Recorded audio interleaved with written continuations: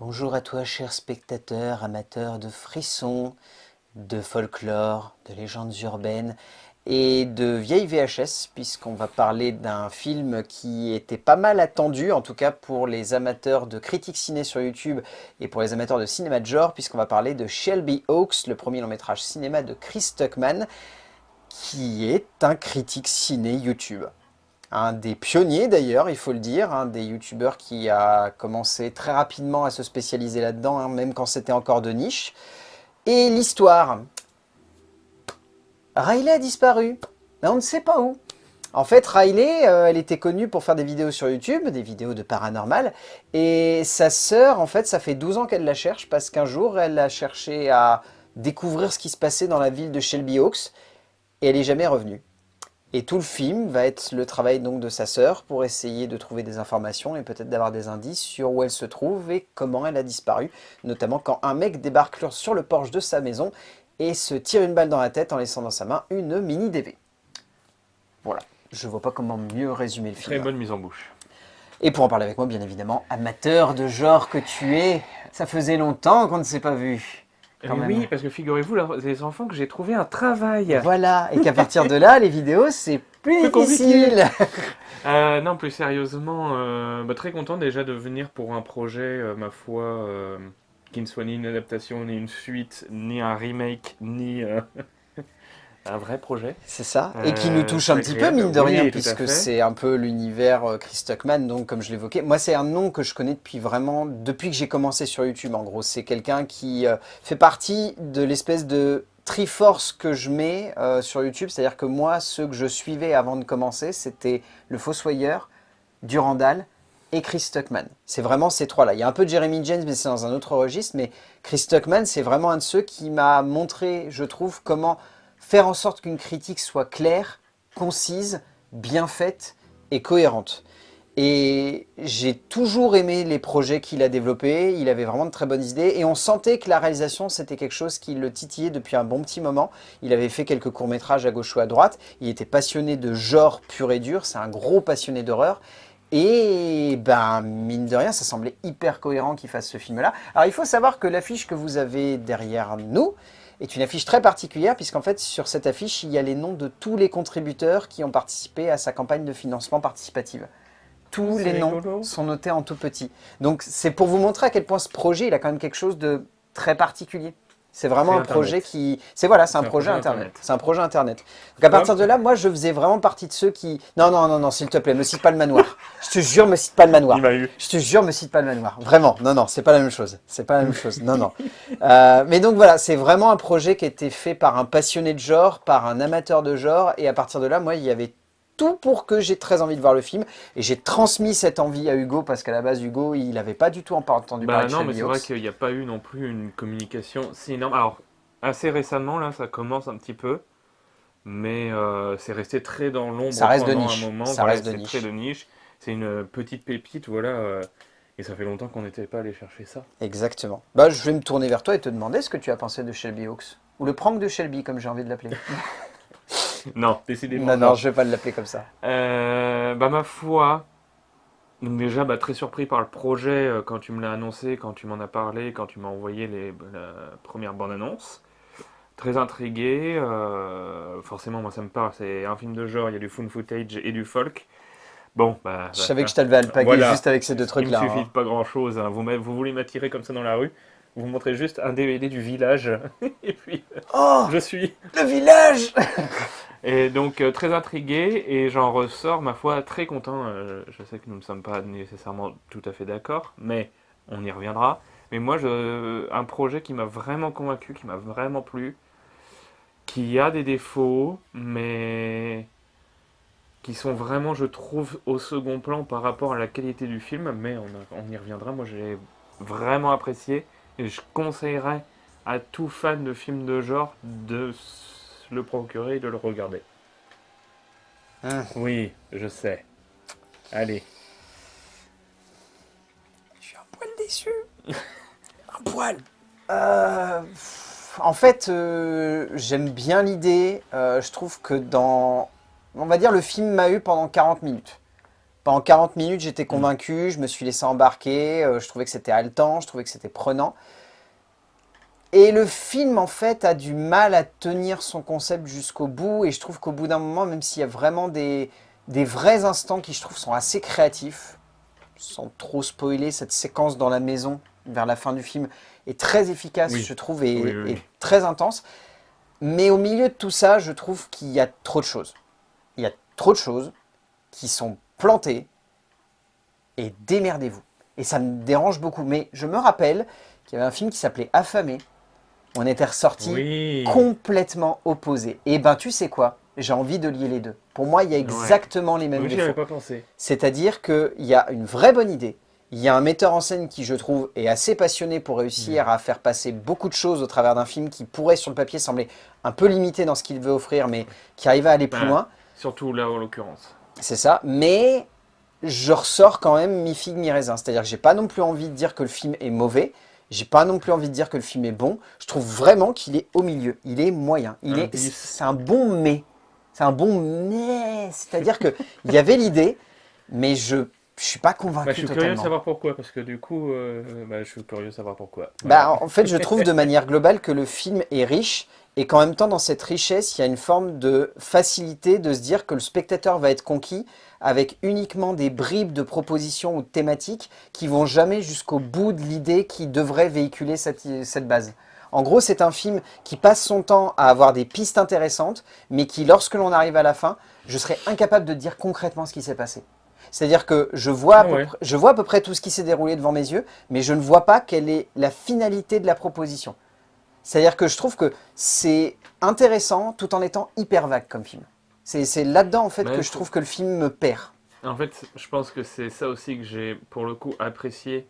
Et je sais, c'est pareil que c'est ce que tu avais aimé aussi sur Affamé. Oui. Puis là, en l'occurrence, ça m'a rappelé aussi en fait, les fins ouvertes où on te dit pas clairement, même si on te laisse, on te le suggère, sous-entend, voilà, très très fort, mais on te le dit pas clairement non plus. Et ça, c'est quelque chose qui, moi aussi, m'attrape fort. Et en fait, je sais, le film avait tous les arguments pour me toucher et pour m'emmener avec lui. Ouais. Là où toi, je sais que tu vas être moins réceptif sur certains points. Je suis peut-être un public facile, Valentin. Il m'aura fallu, ça fait combien de temps 10 ans qu'on fait des vidéos ensemble. Et il m'aura fallu 10 ans pour se rendre compte que j'étais un public facile. En tout cas, avec ce genre de film, Affamé, mais après, c'est ta cam. M'avait moins marqué quand même. C'est ta cam quand même. C'est le genre de film que t'aimes bien. C'est ça. Et puis en plus, on va avoir l'occasion de l'évoquer, mais c'est clairement le genre de film qui peut toucher assez facilement un spectateur amateur, entre guillemets, de genre, puisque c'est fait par un amateur de genre en plus. Je pense que le youtubeur dont tu fais référence, qui est réalisateur du film, on a grandi exactement avec les mêmes refs.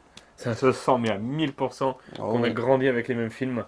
Même si je pense qu'il est un peu plus âgé que nous. Il est un tout petit peu plus âgé, mais oui. Je te compléterai ça dans la partie mise en scène, mais pour le suivre depuis très longtemps, je sais qu'il a clairement les mêmes rêves que toi. Je te propose qu'on saute dans l'écriture. Donc à la base, il y a un script qui est en partie développé par lui et par Sam Lees. Donc le film tel qu'il est là, il est vraiment écrit dans sa globalité par Chris Stuckman. Mais à la base, donc, il y avait un script qu'ils avaient développé ensemble. Ce script, en fait, repose sur... tu l'as très bien évoqué là en parlant justement de tout ce qui te passionne, mais le film, dans sa globalité, est conçu comme un bonbon pour amateurs d'un certain cinéma de genre. C'est-à-dire que clairement, le film se niche dans une nostalgie années 90, début 2000. Ouais, surtout début 2000. Surtout début 2000, mais quand même années 90. Oui, je vois ce que tu veux dire, parce que le projet Blair Witch, c'est les années 90, c'est pas les années 2000. Il faut garder ça en tête, même si... voilà. 99, bon bref. Oui, quand même. Mais voilà, dans ce sens-là, où le film va puiser dans des références qui sont pas forcément tant de niche que ça, c'est plutôt du cinéma d'ailleurs assez culte, entre guillemets. J'aurais pas envie de dire grand public, parce qu'il faut pas déconner non plus, mais c'est... on sent que c'est deux scénaristes qui ont envie de puiser dans une richesse cinématographique et thématique qui va dans ce cinéma où tout n'est pas clair, tout n'est pas évident, tout n'est pas logique, tout n'est pas purement et simplement devant nous, et où il faut un petit peu laisser son esprit de spectateur se prendre au jeu, se passionner un petit peu pour cette histoire. Et vu que le film en plus oscille entre plusieurs possibilités, c'est-à-dire que clairement en termes d'écriture, on voit que le film commence comme un found footage pur et dur, va un petit peu vers l'enquête, sans trop s'en cacher, essaye aussi de parler de thématiques plus humaines et de jouer justement sur des profils de personnages qui vont amener à des découvertes au fur et à mesure que le script et que la narration vous progressez. Mais on sent surtout que c'est un long métrage qui a été développé pour se référencer à un certain cinéma. Et c'est un peu ce qui me dérange derrière. Mais je vais te laisser donner un petit peu ton avis avant de continuer à, Ben oui, mais à non, mais parler moi là-dedans. justement, ça me chafouine moins. Parce que, bah, comme on disait, je suis vraiment plus réceptif et du coup, bah, nécessairement, ça va plus me toucher. Et donc, je vais moins avoir cette sensation de louper, enfin, pas de louper, mais De mis de côté. de mis de côté de trop de références. Effectivement, on bouffe de la référence tout le long du film. Il dure 1 heure et demie. Et pendant 1 heure et demie, on a des références à des films, ou à de la pop culture, ou à d'autres choses. Enfin, voilà. Mais, moi, j'ai pas trouvé que ça en faisait une faiblesse parce que il a vraiment compris le matériel de base. Il l'a vraiment compris, il l'a vraiment analysé, il l'a vraiment retravaillé. Et je trouve qu'il y a quand même une évolution. Et je pense à une scène qui n'est pas du spoil. Le fait de filmer avec une caméra qui est externe à la diégèse, une télévision où on montre une caméra qui est interne à la diégèse, je trouve ça absolument génial, la façon dont c'est fait. Ça a Mhm. déjà été fait parfois très très mal. Et là, je trouve que c'est, je vais pas dire brillant, parce qu'on n'en est pas là, mais je trouve ça très intéressant, parce que c'est un peu, bah, nous mettre à la place de la personne qui visionne cette VHS et nous dire, regardez, on a grandi avec ça, on a grandi avec ce genre d'horreur où on voit pas, ou voilà, machin et tout, et maintenant on en est là à réaliser un film comme ça, et moi je trouve, au contraire, que ça en fait une force, parce qu'il dépasse, il casse un peu les murs de ces références-là, je trouve en tout cas. Je comprends. J'entends. J'entends. Alors, non, non, de manière globale, je suis assez d'accord avec ce que tu dis, puisqu'en plus, c'est très cohérent et c'est très logique par rapport à la manière avec laquelle Chris Stuckman a toujours voulu, entre guillemets, défendre une certaine idée du cinéma de genre. Et il a toujours défendu le fait que le found footage, c'était peut-être un des plus compliqués à aborder, puisqu'il y a forcément un moment où tu as envie de sortir du found footage pour faire du vrai cinéma. Et je trouve que, là-dessus, on en parlera plus dans la mise en scène, mais il a trouvé un bel équilibre, en tout cas dans la narration, justement, entre l'envie de se plonger dans le found footage pur et l'envie de créer une narration cinématographique plus classique, ou en tout cas si ce n'est plus classique, plus ouverte et plus accessible pour les spectateurs non adeptes, ou en tout cas néophytes du found footage. Parce que mine de rien, aujourd'hui le found footage, c'est beaucoup de galères pour un cinéaste de vraiment réussir à faire accepter ça parce qu'on a envie de croire que c'est juste une question de budget. Mm. Or, c'est souvent une intention de mise en scène, sauf Ben, dans le post rec, etc., oui, non, mais ou oui, Paranormal oui, Activity, où ça a été une catastrophe abyssale, où il y a un couloir, il y oui. a un tunnel, il y a clairement un truc qui nous relie jusqu'à la Grande-Bretagne qui est rempli de found footage de merde, et où du coup, enfin, un cinéaste comme ça qui décide de se poser et de se dire ça marche encore de faire ça aujourd'hui et il y a une vraie intention qui peut s'en dégager derrière, je trouve que c'est quand même une certaine Ben, audace. après, c'est vrai que là, pour le coup, je suis aussi plus consommateur. Je reviendrai sur un point avant que j'oublie, je te le dis parce qu'il faudra que j'y revienne. Mais par rapport à ce que tu viens de dire, je suis un gros consommateur, c'est-à-dire que quand je dis que je suis un gros consommateur, je me suis pris l'abonnement Shadows, je suis allé dans la catégorie Phone Footage, je les ai tous regardés. Et il m'en parle, il À me quel fait des comptes point, rendus, il à me fait quel des comptes point rendus. j'apprécie vraiment enfin, Ah, tu peux dire que cette t'es fan, forme de tu peux média. dire que Bah t'es oui, fan, oui, Hugo, oui, hein, ça dis-le, c'est. hein, Mais c'est pas parce un gros que mot. Hein. les deux films qui m'ont le plus marqué étant plus jeune, c'est Rec et le projet Blair Witch. Et voilà. Et après, on est venu d'autres qui sont bons ou pas. Et j'ai Ah, plein d'exemples de pas. c'est ça le Mais souci, c'est voilà. qu'il y en Mais a ce beaucoup. que Hein. je voulais dire, je reviens sur ça, c'est que on a encore aujourd'hui des films en found footage qui cassent un peu les codes, qui vont chercher d'autres choses, ou qui reprennent complètement les codes, mais qui arrivent à créer, via leur histoire, leur scénario, vraiment des très bonnes œuvres. Il y en a encore, mais elles sortent que sur Shadows, personne n'en parle et ça passe pas au cinéma, et voilà, c'est des directs ou DVD, et on a une mauvaise image de ça, alors que, pour le coup, dans le catalogue, en l'occurrence que je connais, il y a vraiment des très bonnes œuvres et des œuvres qui sont vraiment récentes, c'est-à-dire qui sont sorties il y a 2 ou 3 ans max, quoi. Hmm. Mais ça montre que c'est quand même un genre qui est encore bien abordé. Mais pour rebondir sur moi, ce qui me dérange avec ce film-là en particulier, je trouve que Stuckman et Lise, en fait, ce qu'ils ratent, c'est ce souci moi que j'ai avec ces films-là qui certes ont un vrai background et qui ont des vrais instants de brio et de composition. Encore une fois, je reviens, cette séquence dans la maison vers la fin, c'est Ouais. un très bel exemple de comment réussir à créer une angoisse en ne révélant que ce qu'il faut et en acheminant assez de tension pour que lorsqu'il y a des révélations qui doivent arriver, elles marquent quand même le spectateur. Mais en parallèle, je me pose la question du but. Parce que c'est bien de jouer la carte du mystère, c'est bien de jouer la carte du tu sais pas vraiment ce qu'il y a. Par exemple, je prends l'exemple de la scène dans la prison, quand elle y retourne. Pour moi, cette scène ne sert à rien.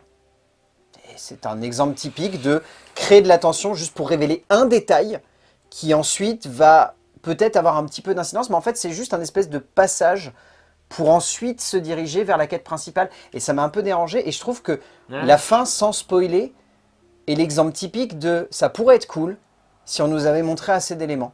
Et pour moi, j'en ai pas assez Ouais. pour réussir à vraiment trouver ça assez impactant et Mais marquant. Mais en même temps, derrière, je on s'était rebondis. pas engueulé sur des films en disant que si on disait trop sur la mythologie, c'était chiant.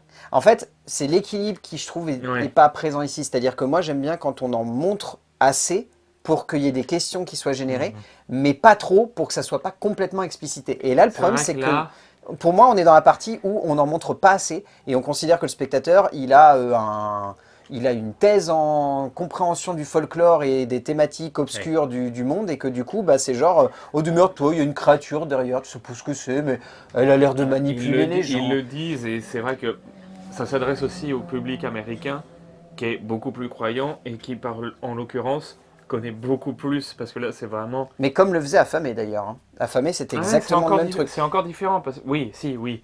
Bah, c'était le Wendigo, C'est c'était le deux Wendigo, religions vraiment c'était, différentes. c'est Enfin, ça, c'est mais deux. dans le sens folklore et thématique Oui, purement américaine, dans le oui. sens où on est vraiment encore une fois là-dedans. Mais voilà, le sujet principal qui est abordé, enfin la créature principale qui est évoquée dans le film, c'est vrai qu'on n'en entend pas du tout parler. J'ai un peu ri parce que c'est le nom d'un groupe de métal très très très très connu. Et j'étais là, ah donc c'est autre chose, ça veut dire quelque chose en fait. Ah oui. Mais voilà, oui effectivement, je peux comprendre. Moi, pour le coup, contrairement à des fois où ça me chafouine, là ça ne m'a pas chafouiné du tout. Parce que, je sais pas, je saurais pas expliquer, c'est un peu le coup de cœur, tu l'expliques Ouais, pas, c'est voilà, c'est ça. là, ça arrive, et puis bah, Ouais, c'est ça, tu le prends comme tel, et je te et comprends complètement là-dessus. Hein. ça m'a fait le même effet que m'avait fait le film très expérimental qu'on avait vu l'année dernière, on n'avait pas pu faire de vidéo The dessus. House, The House. Skinamarink, ouais. Oui, Mais ça m'a fait le Skinamarink, même ça effet. m'avait fait ça, c'était une grosse claque pour le coup. Et pareil, c'est Oui. vrai qu'on était un film sur culture YouTube, tu fais très bien Mm. de faire Mais le voilà, pont avec ce Skinamarink film-là. m'avait. Alors, là, moins au niveau de tension et au niveau de l'effet En vraiment même temps, c'est purement. très différent Voilà. pour le coup comme démarche. Hein. Mais c'est le même coup de cœur inexplicable pour une œuvre qui, effectivement, n'est pas à mettre devant tous les yeux et n'est pas à conseiller à tout le monde. Parce que Skinamarink, je le conseillerais clairement pas à n'importe qui. Oh oui, non. Et bah là, c'est pareil, mais pour d'autres raisons. Mais ça n'empêche que c'est deux films qui vraiment, moi, m'ont touché et m'ont eu. En termes de mise en scène, donc je ne vous refais pas le background sur le fait que Chris Stuckman, donc en tant que passionné, ça se sent qu'il a déjà touché sa bille en termes de mise en scène. Alors, et pareil, je vais avoir des griefs au niveau mise en scène qui pour moi sont un peu... En fait, elles vont pas être par rapport à la manière avec laquelle la globalité du film est construite, parce que ça c'est une Mhm. partie que j'aime bien, le fait d'équilibrer justement entre found footage et images en prise de vue réelle, plus un autre point qu'on va avoir l'occasion d'évoquer qui je trouve est très intelligemment fait. Mais les parties fiction font un peu télé. Silent Hill, le film, Alors le lequel? premier. Oui. La partie dans Silent Hill, enfin la partie vraiment dans la ville de Silent Hill, incroyable. La partie dans la vraie vie véritable, les aventures de Boromir. Ouais, mais c'est moins dérangeant parce qu'il y a Je trouve que on a.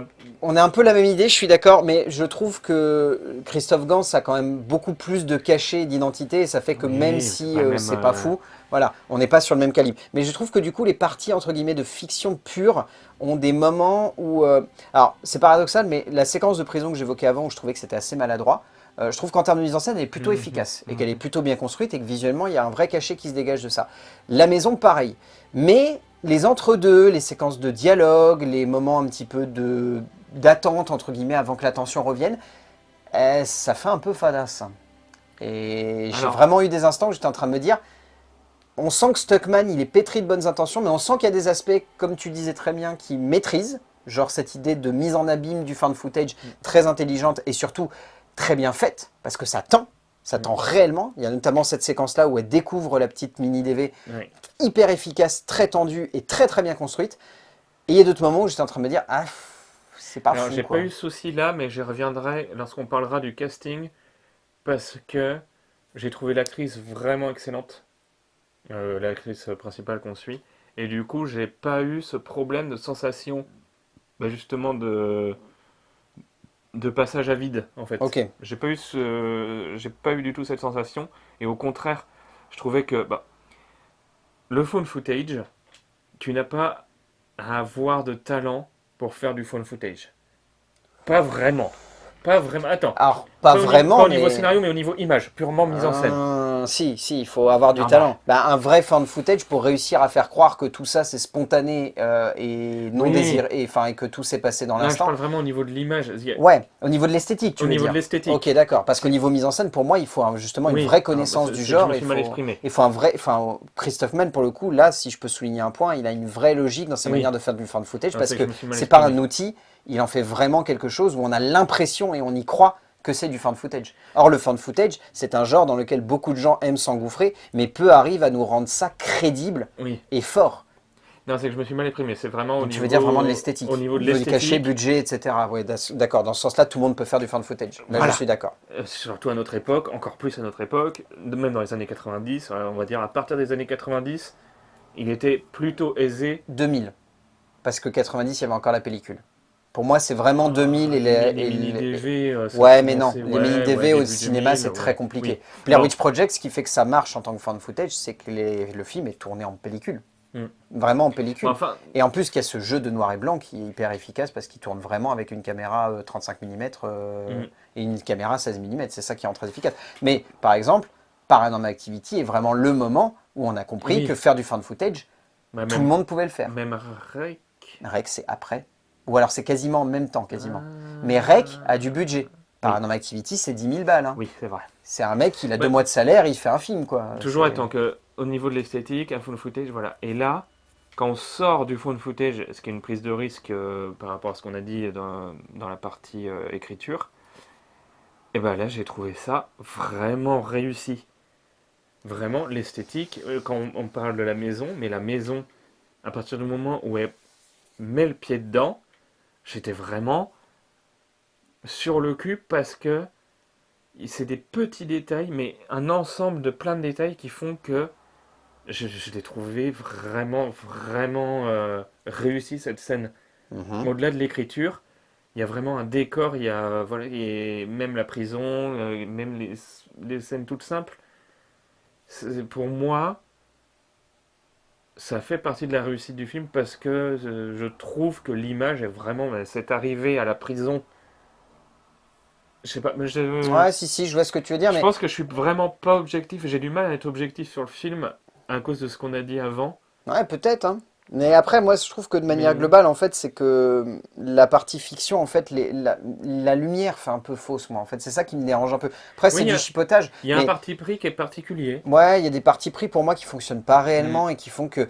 En fait, c'est pour ça que je suis vraiment coincé entre deux chaises en me disant, d'un côté, je trouve le film très maladroit, mais de l'autre côté, comme tu dis et tu soulignes, il y a plein de bonnes intentions, il y a vraiment des moments où on se dit, tiens, c'est fait par un passionné, mais un passionné qui sait comment construire quelque chose, qui doit marquer le spectateur, ou en tout cas, qui doit avoir un certain impact sur le Donc, il sait comment spectateur. le faire. C'est ça. Et c'est vrai que, avec le recul, je suis peut-être un peu vache sur certains points, mais en même temps, je me dis que t'as beau être passionné ou ultra passionné, il y a des trucs que tu peux pas pleinement maîtriser. Et autant tu maîtrises parfaitement la partie found footage et la partie documentaire, qui Oui. pour le moi sont hyper efficaces. C'est pour ça que je te dis que les 40 premières minutes m'ont eu. Parce que vraiment, j'ai trouvé la bascule vers la mise en scène pure assez juste, mais on était encore un pied dans le found footage. Et c'est vraiment ce moment où le found footage disparaît un petit peu pour laisser place à de la fiction pure, où j'ai eu l'impression que Chris Stuckman avait du mal à pleinement assumer certains choix et arriver paradoxalement, comme tu le dis, à amener des décors qui sont extrêmement crédibles et qui ont du cachet et qui ont de l'identité, où vraiment tu dis, il a réussi à aller choper une ville où on sent qu'il y a, il y a une énergie. On Oui. sent qu'il y a une énergie, on sent qu'il y a quelque chose qui se dégage de tout ça. Clairement, oui. Et cette baraque aussi est parfaitement dans l'identité de ça. Et paradoxalement, tu as l'impression qu'il n'arrive pas à pleinement maîtriser soit l'éclairage, soit une forme de scénographie, soit une forme de découpage aussi. Il y a des moments où j'étais un peu perturbé par la manière avec laquelle le montage était géré, où il y a des moments où ça va à 200 à l'heure et d'autres où on sent qu'il y a des petites hésitations sur le rythme. Et de manière globale, je trouve que le film... Alors, il faut savoir que le film est noté comme étant un film de 1h30. En réalité, il dure à peine 1h20 parce qu'il y a 11 minutes de générique. Parce qu'avec tous les gens qui ont participé au crowdfunding, on parle quand même de 30 000, 36 000 personnes, je crois. Ouais. Faut mettre tous les noms. Donc, c'est un peu comme les versions longues du Seigneur des Anneaux où vous avez un générique de 20-25 minutes à la fin. Là, vous avez un générique qui est beaucoup plus long pour un film qui est pas si long que ça finalement. 1h20, c'est assez court. Donc voilà, on est un peu sur un paradoxe de composition où on sent qu'il y a un cinéaste qui maîtrise certains aspects, qui n'en maîtrise pas d'autres, qui nous plonge dans une certaine idée du 7e art et de l'horreur et en même temps qui a des difficultés à pleinement assumer ça. C'est pour ça que moi, tu vois, je suis un peu plus dubitatif sur l'ensemble du film et où pour autant, je comprends ton point de vue et j'ai envie de dire, bah si t'as aimé, tant mieux. C'est un film qui te parle et c'est un film qui va certainement te transmettre des bonnes vibes. Je disais que j'étais pas objectif, mais si, par exemple, un défaut qui est à la fois dans l'écriture et dans la mise en scène, c'est cette histoire de couple. Et en l'occurrence, si on en reviendra sur le casting, l'actrice, j'ai trouvé excellente. Bah, les rôles secondaires, ouais, c'est un peu plus compliqué. Hein. C'est De un peu manière plus générale, compliqué, enfin, c'est un peu difficile. Hein. Oui, c'est cette espèce de... Là, pour le coup, il y a une scène où effectivement j'ai même ressenti que toi, où c'est pas maîtrisé et où ça fait un peu série télé, enfin même télé pas de grande qualité. C'est la scène où ils se disputent, où le Ça mari marche lui pas. dit d'aller voir une psy. Non, non, non, tu peux pas balancer ça comme ça, juste alors que t'as eu aucune présentation de personnage, enfin, ou très très peu. C'est pas possible. En fait, il y a juste la partie documentaire qui nous a vaguement remis un petit peu de Ouais, contexte mais autour de c'est leur relation. pas assez. Mais même ça, pour moi, tu vois, bah, ça fait partie de tout le background du film. C'est Mm. que c'est pas parce que tu le dis qu'on y croit. Et le problème du film, c'est un peu ça. C'est que Chris Stuckman considère qu'à partir du moment où c'est dit devant une caméra, il y a plein de trucs, il n'y a pas besoin de les expliciter ou de Ouais, les sous-entendre. sur ce point-là, j'avoue que ce point-là, ça pourrait être la faiblesse qu'il y a dans le film, pour Ouais, le coup. Et qui aurait pu, pour le coup, être une force, surtout en l'occurrence au vu de l'histoire que ça raconte et de c'est la ça, finalité. clairement. Je te propose qu'on passe au casting, qui, bon, est surtout fait de gens qui sont pas très connus, voire pas du tout connus. On va dire que les deux acteurs les plus connus, c'est Keith David, ainsi que, je vais réussir à tourner, bon, on peut citer aussi Michael Beach, qui est quand même assez connu, mais il y a Keith David, et il y a, je sais plus, la petite mamie qui est dans la maison à la fin, dont j'ai plus le prénom, mais c'est une actrice qui est vachement connue, c'est un second couteau du cinéma américain, qui est très réputé. Robin Bartlett. Ces trois acteurs, disons, qui sont vraiment connus parce que sinon on est quasi sur un casting d'amateurs ou alors de gens qui sortent un petit peu de nulle part. Parce qu'on va citer Sarah Dern, qui joue donc Riley, qu'on voit peu mais qui est vraiment efficace. Je trouve Ouais. que notamment dans les séquences de fan footage, c'est pas simple mais pour autant elle arrive vraiment bien à s'en sortir et ça fonctionne bien. Mais après surtout celle qui ressort de manière globale du film, c'est Camille Sullivan. Je l'ai trouvé trop bien. Elle est bien. Franchement, elle est bien. Vu la difficulté du rôle et vu la complexité du personnage, je trouve qu'elle s'en sort bien. Moi, elle m'a eu. Parce Honnêtement, elle m'a que, eu. pour le coup, je reviens sur ça, mais c'est un des gros défauts du phone footage. C'est bien de prendre des acteurs pas connus et de donner une chance et tout. Mais l'un des plus gros défauts qui revient au projet Blair Witch, c'est qu'ils jouent vraiment comme des pins. Et on peut le Mais, dire. et on peut le prolonger sur Paranormal Les Activity. Paranormal Rec n'ayant Activity. pas ce point, parce que Voilà. Rec, les acteurs, ils ont beau ne pas être très connus, ils sont très efficaces, mais je pense que c'est dû Oui, aux Espagnols qui sont très doués là-dessus. oui. Mais ouais, c'est un peu le souci du projet Blair Witch, c'est le souci de Paranormal Activity, c'est que tu as beau prendre des acteurs et tu as beau leur dire, allez-y, faites comme dans la vraie vie. Ça n'est pas simple. Et Camille Sullivan, elle arrive bien Là, à équilibrer ça. franchement, Mais je pense que le fait qu'il y ait une grosse partie de fiction et le fait que oui. ce soit aussi une actrice un petit peu expérimentée, même si elle n'a pas eu beaucoup de rôles, ça a dû jouer là-dedans. Et puis il y a aussi le fait de la soutenir avec des gens comme Robin Bartlett, comme Michael Mm. Beach, comme Keith David, qui sont quand même des acteurs qui voilà, sont sporadiques. Hein. Ils ont une ou deux scènes réellement dans le film, mais c'est des scènes qui permettent de l'accrocher à une crédibilité qui fait que du coup, ben, elle a des gens sur qui se reposer. Elle Parce est que sinon, vraiment, les ouais. autres acteurs un peu plus tertiaires, ils sont Oui. maladroits. Bah Hein. oui, oui, c'est pas du grand jeu, voilà. Mais c'est vrai que c'était une inquiétude un peu que j'avais parce que quand tu m'as dit Shelby Hawks, found footage, la première inquiétude que j'ai dans les found footage, c'est le jeu d'acteur. Parce que c'est généralement là où ça va pêcher. Ouais, clairement. Généralement. Clairement. Et là, Parce que tu peux citer, mais on peut en citer mille. Grave Encounters, Hell House, Inc., qui a une idée The absolument Sacrament, incroyable. dans un autre registre, qui Mais voilà, est un c'est- peu hésitant au niveau du casting, même s'il y a des bonnes idées. Mais Là, vraiment, bon, c'est vrai que du coup, techniquement, elle n'apparaît pas dans le found footage. Pas vraiment. Mais ça n'empêche que l'idée principale du film étant là, ben, je trouve que c'est une vraie réussite. Et pour moi, c'est une vraie découverte, cette actrice. Parce que je l'ai trouvée trop bien. Vraiment, très juste. Pas dans le trop, pas dans le pas assez. Elle joue bien l'émotion. La seule scène auquel je pense qui est vraiment dommage parce qu'elle aurait pu avoir un réel impact, c'est cette scène de dispute. Mais là, c'est pas de son ressort. je C'est pense plus que c'est une vraiment question de direction l'écriture, d'acteur et non, l'autre, l'écriture surtout. et l'autre acteur Et aussi l'autre acteur. qui est pas foufou, clairement. On arrive à la fin de cette vidéo. Qu'est-ce que tu retiens de Shelby Oaks? Je suis pas revenu sur mon point de tout à l'heure, mais du coup, Oui. je voulais juste parler de Cannibal Holocaust, mais parce qu'il faut voir Cannibal Holocaust. C'est bien de faire des Oui, petites mentions voilà. comme ça, voilà. Même Par si c'est rapport au fait problématique que- au niveau des tortues. Oui, alors oui, il faut le remettre. Donc, Il faut toujours le remettre ce contexte-là. C'est un oui. film qui a été tourné il y a longtemps, Oui, avec oui. une manière de faire du cinéma qui n'est pas la même qu'aujourd'hui, avec des problèmes avec Les droits les- qui ne sont pas les mêmes qu'aujourd'hui. Oh non, et des animaux sur Non, lesquels mais il faut je faire voulais attention. revenir sur ça par rapport au Ouais. fait que quand je disais que c'était rare de voir un film qui est du full footage et de la réalisation plus Fiction. classique, fiction, et ben en fait, je peux en citer deux maintenant qui arrivent bien. Mia Shelby Hawks. Bah, alors, je le mets pas au même degré, attention, hein. Attention, me fais pas dire ce que j'ai dit non plus. Mais en tout cas, je trouve que c'est une vraie réussite. Et pour conclure, le film m'a eu parce que je pense que j'étais le public type. Mhm. Je pense, quand j'ai vu que là il commençait à y avoir de la pub et que c'était Skyrock qui faisait la pub, parce que c'est soutenu par Skyrock en France, D'accord, ok, pourquoi pas. bah je pense qu'il va y avoir des déçus dans la salle, les enfants. Ça va pas plaire. Oh non, Alors non, si, non. ça va faire peur. Ah oui, Si le but c'est si- d'aller voir peur, ça va faire peur. Parce qu'il y a des scènes qui sont assez efficaces, on n'en a pas Oh, parlé, mais oui. au niveau de la peur, il y a vraiment des trucs qui marchent. Mais au-delà de ça, moi j'étais vraiment le public cible, ça m'a touché, ça m'a eu, et du coup, bah oui, j'ai apprécié le film et j'ai eu du mal à trouver des défauts, même s'il y en a, et voilà, pour moi, ça sera. J'ai hâte de voir si suite il y a, pas au film, hein, mais à la réalisation Mhm. de ce youtubeur-là, bah j'ai hâte de voir ça. Ok. Un petit peu mitigé, moi. Mais Mais je oui, comprends mais complètement ton point de vue, en fait, parce que, encore une fois, je savais qu'en te proposant ça, j'allais toucher une corde sensible chez toi. Donc, c'est pour ça ouais, aussi que j'avais je envie. serai pas au chef-d'œuvre non plus, Non, mais mais c'est aussi pour ça que j'avais envie d'avoir ton recul, parce que je savais que moi, j'aurais un autre point de vue, parce que moi, je suis ce youtubeur depuis très longtemps et j'attendais certaines choses du film que je n'ai pas forcément eu. J'ai eu la sensation de voir un cinéaste passionné, mais qui n'arrive pas à me transmettre assez cette passion pour que j'accepte complètement sa proposition. C'est un film qui, je trouve, est maladroit, mais bien pensé, qui est maîtrisé, mais qui est bancal. C'est un film avec des idées, mais qui sont jamais pleinement abouties. C'est un film qui est vraiment intéressant sur plein d'aspects de mise en scène, mais qui dans d'autres se plante un peu selon moi. C'est une tentative qu'il faut quand même mettre avec du recul, que c'est un premier long métrage de cinéma fait par un youtubeur qui ne cherche pas à aller dans un délire de je convoque d'autres youtubeurs et je fais un délire avec mes potes. Donc voilà, c'est bien quand même de le rappeler. comment ça s'appelle le film américain?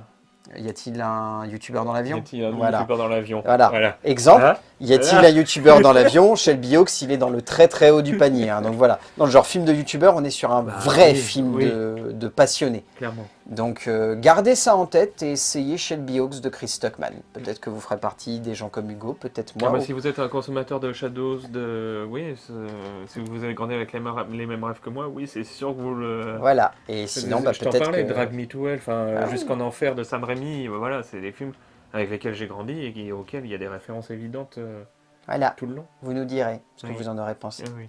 Merci mon cher Hugo. Je sais pas quand est-ce qu'on se retrouve, mais j'espère bientôt. J'espère bientôt. Je crois Ça m'a le 10 manqué. décembre. Je crois le 10 décembre.